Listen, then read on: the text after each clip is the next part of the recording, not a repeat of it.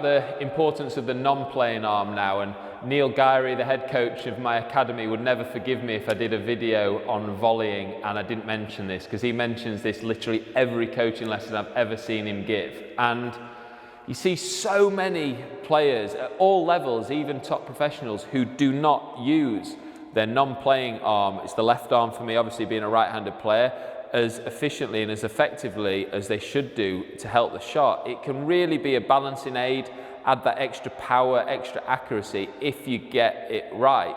And I always use the example of a tennis serve. So if you were to throw the ball up for a tennis serve, look, if I was to actually throw the ball up, where does my left arm go? It goes up towards the ball. I don't serve and go and then hit the ball like that, okay? I'm using the left arm to aim at the ball, and that's given me a great bit of tracking device. It's a great tracking device that I can then follow the racket at where my left arm is aiming.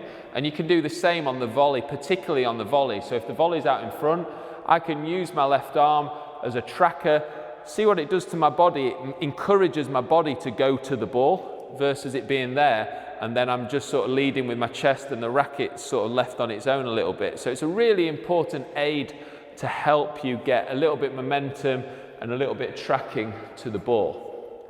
Now I can hear you asking at home, what about the backhand side? Because the arm is behind the body on that side, and this is a slight complication. I said it was a mirror image from forehand to backhand, but on the backhand side, this is the one difference, and one major difference of techniques from side to side. And of course, you can't do it out to the ball because then it's going to get completely in your way. So I've always been taught to have the non-playing arm underneath the elbow of your racket arm, and then as you hit, again, it acts as a momentum aid, and it would look something like that when you play the shot. That was a little bit forced, but it's quite nice to practice that feeling, and then when you come into a more match situation, it hopefully happen a bit more naturally.